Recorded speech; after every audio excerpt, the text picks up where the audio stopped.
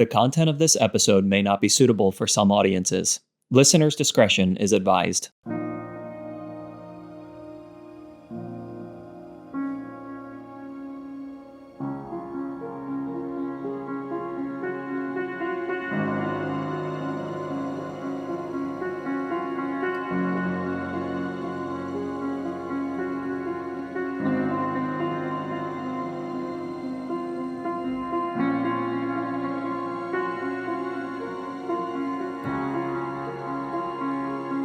Welcome to the place of rest, where our aim is to give you language that helps you displace the growing confusion, chaos, and dis-ease of our times.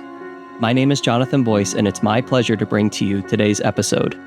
Virginia and I discuss living universal principles of rest in every difficulty we may face. We hope you enjoy today's conversation. Virginia, in the introduction to our podcast, we say that our aim at R.E.S.T is to give people language that helps them to displace the growing confusion, chaos, and disease of our times. So I wanted to take the opportunity with this podcast to focus a little bit more on that. Knowing that we are three-part beings, a spirit, a soul, and a body, how can we take these universal principles of rest and help our listening audience to apply them to each sphere of influence? I do think that it is important to have the resources to displace confusion, chaos, and dis-ease in all of our lives, regardless of how it shows up. That's really at the heart of R.E.S.T, is making these themes that I just mentioned and the concept of rest applicable in all these areas of our lives. Because when it's all said and done here, we default to things that are universal, meaning irrefutable, that can be substantiated by data, supported by science, and, of course, easily accepted and endorsed by our fundamental capacity to reason. And the one universal principle that we find, according to anthropologists and archaeologists, but certainly the study of man, is that principle of life. That intuitively, physiologically, the bent of man is to sustain, support, and advance life. So anything that diminishes our capacity to do that, we intuitively, consciously, subconsciously, sometimes unconsciously, need to take a hard pause because it's not natural to us. And the reason it's not natural to us is most easily explained by what happens when you have a cut. Let's just say a paper cut. Nothing needs to tell your body, your organism, right, to do what? To heal, to repair itself. We know now that when the brain sustains injuries, if you will, that the brain does have the capacity to do what? To develop immediate workarounds to sustain the life of the body. That's self-evident. Those are things that have become obvious to us. When the liver, which continuously does what? Among many things, but cleanses the body, keeps everything going, a filtration system, if you will. But when it's damaged, it can be repaired. It intuitively wants to and needs to and has internal systems to heal itself. So biologically, we have this sophisticated, complex, intricately designed system that is hardwired to sustain, advance, and procreate, advance life in so many ways. So when the body has cancer, I know more about cancer now than I ever wanted to know. But actually, it's a beautiful thing because it's the body that always keeps the score. Dr. Bessel van der Kolk was one of my professors, wrote the book, The Body Keeps the Score, really breaks that down in terms of trauma, for example. Yes, there's things we experience, we see, we feel that are jolting, shocking. But when those things are not reconciled spiritually, and emotionally, meaning the connection between what we feel and what the brain emotes. And those things aren't reconciled in the conversation between this existential field, if you will, or experience with the heartfelt experience. They emote in ways that sometimes aren't productive, but they're always the fruit of the brain developing a workaround, right? So in the case of cancer, for example, we know that cancer has about a 10, 12-year incubation period.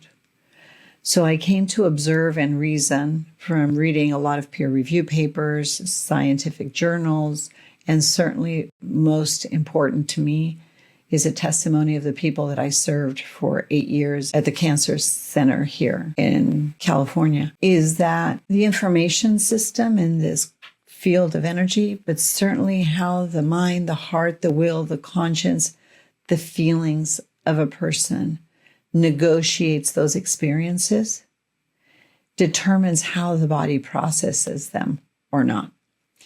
Dr. Hammer, the author of German New Medicine, brilliant man, doctor of great integrity, whose shoulders many of us stand on now, is the first one that said this is a fundamental biological law that what's not reconciled emotionally and spiritually will be reconciled in the body, in the context of the body.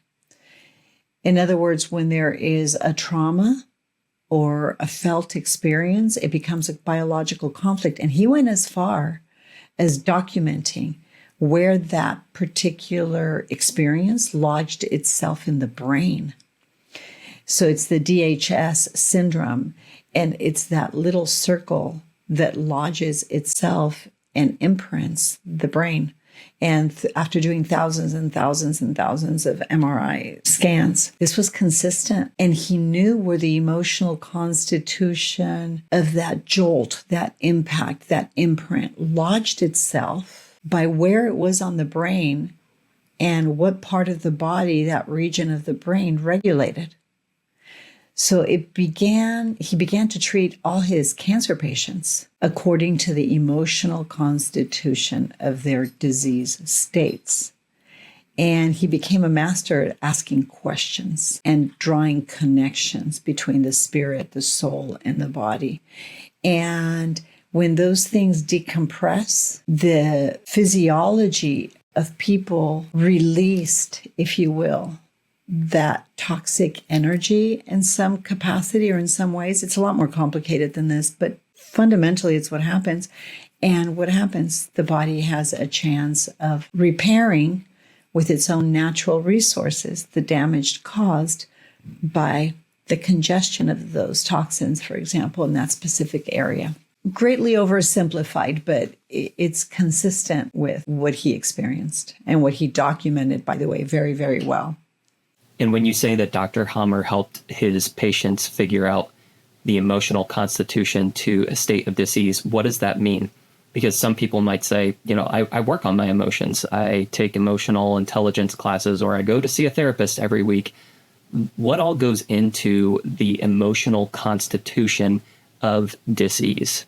I'm glad you asked me that. The law of God is written in the heart of man. The conscience bears witness. And there's 10 basic laws that I think are everyone can easily look up and find out. What is the law of God that's written in the heart of man? And I would encourage everyone to pull out an imaginary white piece of paper, put all of their deepest convictions in the narrow margin on the left of that paper. Read those 10 laws and think deeply about, for example, number 1, there's an intrinsic knowledge woven within the heart of each of us that we're not the end all be all, that there's something bigger than us. And we're told that this is intuitive and natural to man. And we've all gone and vacationed and seen and experienced and seen images of breathtaking landscapes that literally made you feel so small and so safe because you knew there was something so much bigger than yourself out there. That is a reverence for the Almighty, for the divine. And knowledge of that gives us this internal peace, this internal awe, if you will, that there's something bigger than us out there. And a measure of love and awe and reverence emerges from that. Well, that's the first law. There's something bigger than yourself at work that is immense. Write your thoughts on that.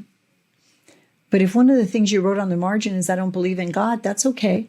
Just write whatever your deepest convictions are on the margin, but then go weigh out your deepest convictions in light of the deepest reality, which is a sense of awe that's buried deep within the chambers of your heart. Why is that important? It's very important because when there's no law or reverence for law, there's lawlessness. But if we intuitively experience something beautiful in a landscape, that tells us there is order. Something is sustaining this order. Something is sustaining this very life. And if that's too confusing for you, go give yourself, inflict a paper cut on your finger and then see what happens in 3 hours. You don't have to tell your body to go repair itself. It has an intelligence, a system built within it. It knows exactly what to do with or without your will, right? When you look at this beautiful landscape, there's something that exists that's sustaining the world and everything in it with or without our knowledge or will. We call that design. We call that evidence of laws of nature that are at play that we perhaps don't understand. We call that the creative force, the sustaining power and authority of God that put this whole thing in motion and sustains it according to the counsel of his will. So that's okay that you don't believe in God, but you still have an intuitive need to process reality. Wow, what do I do with that thing that I wonder? Is that random, the fruit of chance? Maybe you want to write a whole paragraph on that. There's something else that's happening that I don't understand that's bigger than me. I've always been curious about what that is. Whatever it is, I would encourage people to look up the 10 laws that are written in the heart and our very conscience bears witness, and then respond to those things appropriately. I think it's an acknowledgement that there's law and order and something, and you delve deep into the science. The basis of science is time, space, and matter. You dig deep into any of those disciplines and you start having a deep respect and reverence for that law and that lawmaker. We call it God. And then it says, be careful. Once you make the observations about those laws, the second thing you're going to find, if you look up these 10 hidden secrets, if you will, in your heart, it says, be careful not to lose sight of the beauty and the immensity and the power and the authority that surrounds you. You're a person under authority. You get to choose to comply with that authority or not. One of them is gravity. It is a law of nature. We don't have to comply with gravity. But if we choose not to, there's consequences. And if we choose to, there's consequences to that. We get to decide. The second one that came to mind is thoughts have power and words have authority. Be careful what comes out of your mouth, because in the tongue is the power of life and death. The third one that comes up is there is a day of rest that you are supposed to take for yourself to consider perhaps a posture of cleansing. Life is not for the faint of heart. It's a necessary part of wellness and healing. And that's advisable to take that. And it's called like the Sabbath, but it is a day of deep rest, because when we rest, it's a time of cleansing. I often say we all sleep, but we don't have restful sleep. And the reason sleep without restful sleep is damaging to our anatomy is because when we go into these deep places of rest, what happens? The body's detoxifying. And I think when we take time in a week and develop the discipline of really taking a posture perhaps of awe and reflection, it detoxifies our spirit, our soul, and by the way, and our body. And it refreshes it for the next day. And there's something intuitive about honoring our parents. We can honor people we don't respect or people that caused us pain, because we acknowledge their position in our life. And with age, we do have the capacity to have measures of compassion for their brokenness, because now we have context for perhaps everything they did wrong in the narrative of their story. And if we don't know what that is, it's a good time to maybe take that day of rest and spend an hour every week with your mother and father and ask them questions. But I think a posture of honor is important because it speaks to what is sacred about our common humanity, in spite of our brokenness. The other thing I would advise to do is to be careful. In the tongue is a power of life and death. And we have the capacity to destroy each other with careless words. And the thought is murder. And I used to think, well, how many people really murder people, right? Well, actually, we do with our words. We can slowly deteriorate another person's constitution by how we choose to think and speak to them and of them to other people, which, by the way, diminishes the listener in whichever case, whether it's you or other people. So it's very destructive. So this concept of developing a culture of honor, I think, runs through all of these because, again, the principle of life. It either sustains or diminishes life. Committing adultery, that's a big one because we have such an idolatrous generation. That means our affections are placed on things that are greater than our understanding or knowledge or view of God. And those things that we place in greater value than God will slowly destroy us. And if not us, those around us. When we indulge our children and give them everything we didn't have, it's really not creating a culture of honor or teaching them what that looks like, but it's really creating, honestly, idols in their life because they lose sight of the simplicity of life, of the joy of finding earthworms when they're little and asking themselves profound questions. I think we committed adultery, basically. Let me just cut to the chase. We commit adultery when we fornicate in our heart. When people say you should not commit adultery, we immediately imagine sleeping with our neighbor's wife or our wife cheating on us with our friend or whatever, just the integrity of a marriage being compromised. But it's far deeper than that. Adultery is a consequence of fornicating. And we fornicate when we silence our deepest convictions. We fornicate against ourselves in our deepest convictions. When we silence the voice of our conscience, it's an assault we commit against ourselves. I think one of the best examples of this is living in an idolatrous culture. The idolatry, the love, the hunger, the quest for all this stuff, right, is what causes us to compromise our deepest convictions. And I want, I need, and I deserve. And that's where we really exchange the knowledge of what's sacred about all these beautiful things we discussed in observing nature and these experiences, these shared experiences we have. And we disregard that and we find joy and satisfaction in our iPhones, in our cars, in our houses, in the trips we take, the money we have, the purses we buy, the jewelry we acquire. But what in all of that compares to the tender, affectionate words of a loved one, to the affirmations of a parent, to the embrace of a child, to the joy of having a meaningful conversation with your rebellious teenager, to the tender words of an angry husband, of an otherwise angry husband.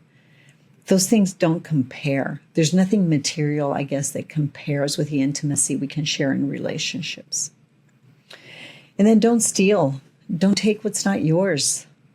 if it doesn't belong to you, take joy and pleasure in either investing a measure of time and thought into determining the value of what you desire and pursuing it, or into the joy that it brings what somebody else has. But don't take what's not yours, in other words. And then, of course, bearing false witness against another. Don't lie. Don't lie to advance any cause. The ends do not justify the means when the I want, the I need, and I deserve is a thriving force behind your actions. And take joy in what you have. Celebrate what you have access to. These are commandments. This is the law that's written in your heart. It says, honor your mother and your father. I touched on it, but I want to expound on it a little bit, because that's the only commandment that is written in your heart, and your conscience bears witness of these things. That is the only commandment with a promise. So there's something sacred and valuable and life-giving to us all in understanding that good, bad, or indifferent, our parents gave us life, and we all have one of those. And extending a measure of mercy, overlooking an offense, is imperative and really largely determines the quality of our own life. Are we able to extend others mercy, overlook their offenses, as our offenses obviously have been overlooked too by grace? There's something supernatural. There's a law that's at work in time, and it has been so since the beginning of time, that there is this era from the beginning of history to now of grace, when there's something supernatural that's holding our messy existence together. And we see the cycles of that as we read history. We study philosophy. We learn about theology. There's something supernatural that tells us, wow, how in the world has man survived? Man. And I think it's a story of grace, of unmerited favor, that is, by the way, substantiated and evidenced by the laws that hold our very lives together and the universe together, going back to the universal principle of life, of advancing and sustaining life. And I think that's a story of life. Now, something interesting happened 2,024 years ago, and it continues to be central to what you and I leverage and experience. And it's certainly been the seed of the ideas that birthed R.E.S.T, in that this man came in and walked in time, and his life's probably the most well-substantiated, historically documented, foretold story in great detail. Every narrative, every detail of his life is really laid out in great detail, thousands and thousands of years before he was born, 4,000 years before he was born. And that is Jesus of Nazareth, and who said he was the Christ. And I think that's the thing that separates his particular life from that of other figures that historians have documented. And that is that he said, I am the way, I am the life, I am the truth, I am the way, the truth, and the life. And that's gripping to me, because I'm a person that likes to leverage the things I've reasoned through with science. And that's why that one universal principle, what is life, right? What supports and substantiates life? And I thought, I don't know. To every question I asked myself, I really don't know. But it was when I started digging deeper into what life really is, what it means, what it represents, that I discovered that it was the one universal principle, that killing for the sake of killing, destroying life for the sake of destroying life, undermining life for the sake of undermining life without a cause is universally rejected. It is a universal principle.